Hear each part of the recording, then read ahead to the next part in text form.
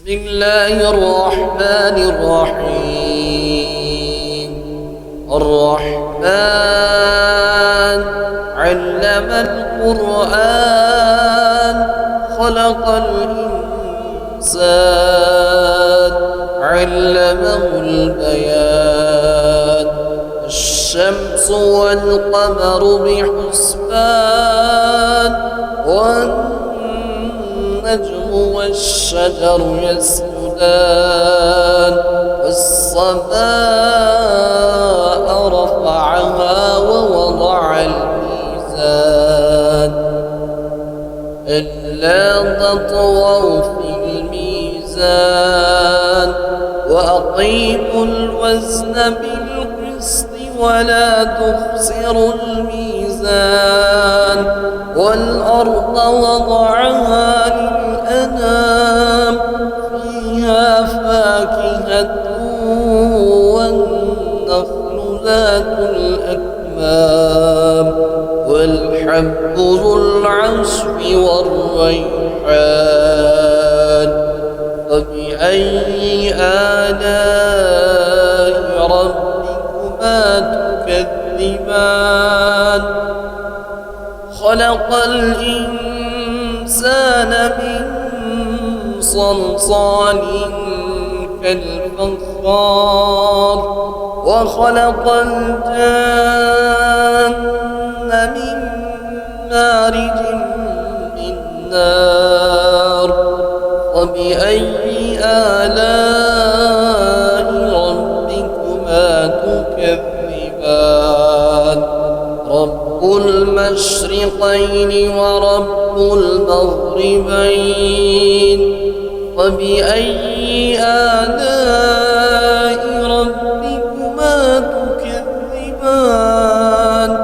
مرج البحرين يلتقيان بينهما برزخ لا يبغيان.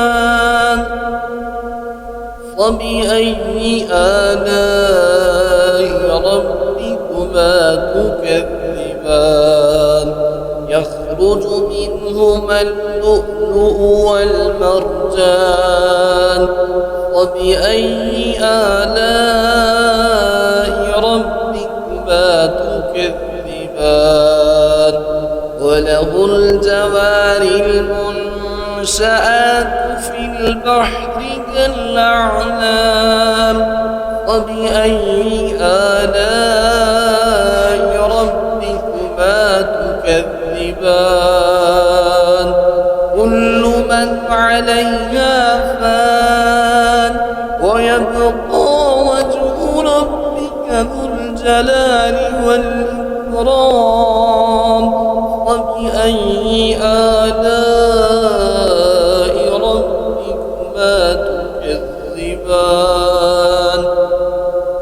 يسأله من في السماوات والأرض كل يوم هو في شأن. وبأي آلاء ربكما تكذبان؟ سنفرغ لكم أيها الثقلان. وبأي آلاء ربكما تكذبان؟ يا معشر الجن والإنس إن استطعتم أن تنفذوا من أقدار السماوات والأرض فانفذوا لا تنفذون إلا بسلطان. فبأي آلاء ربكما تكذبان؟ يرسل عليكما شواظ من نار ونحاس فلا تنتصران. فبأي آلاء ربكما تكذبان؟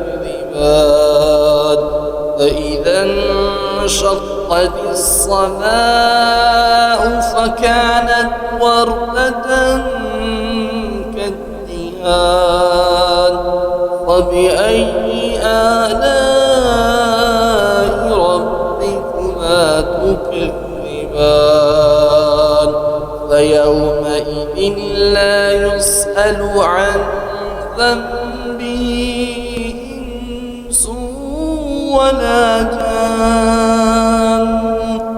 فبأي آلاء ربكما تكذبان يعرف المجرمون بسيماهم فيؤخذ بالنواسي والأقدام فبأي آلاء ربكما تكذبان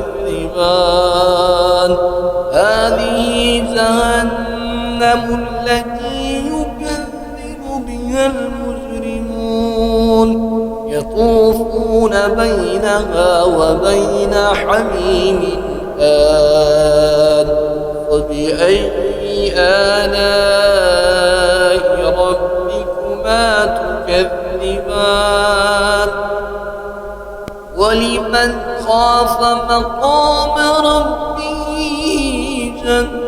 جنتان فبأي آلاء ربكما تكذبان ذواتا أفنان فبأي آلاء ربكما تكذبان فيهما عينان تجريان فبأي آلاء ربكما تكذبان فيهما من كل فاكهة زوجان فبأي آلاء ربكما تكذبان متكئين على فروش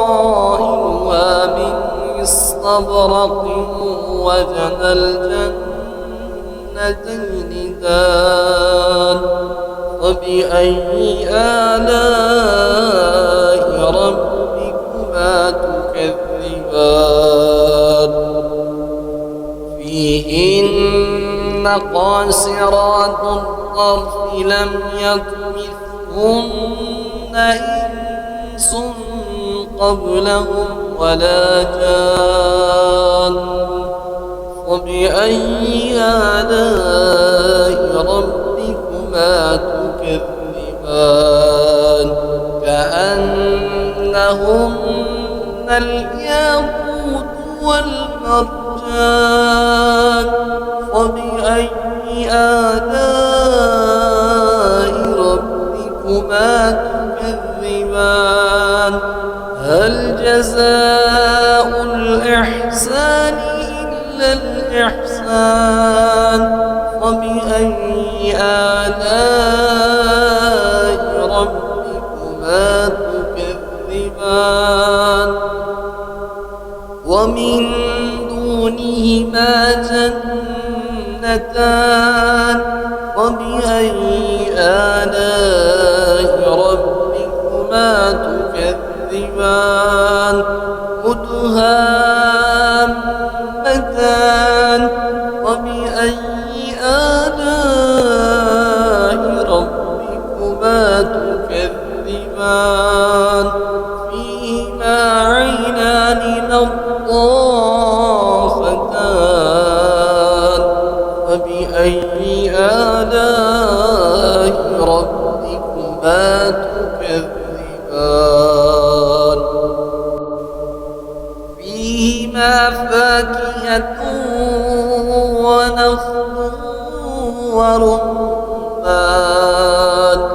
فبأي آلاء ربكما تكذبان فيهن خيرات حسان فبأي آلاء ربكما تكذبان حور مقصورات في الخيام فبأي آلاء ربكما تكذبان لم يطمثهن إنس قبلهم ولا جان فبأي آلاء ربكما تكذبان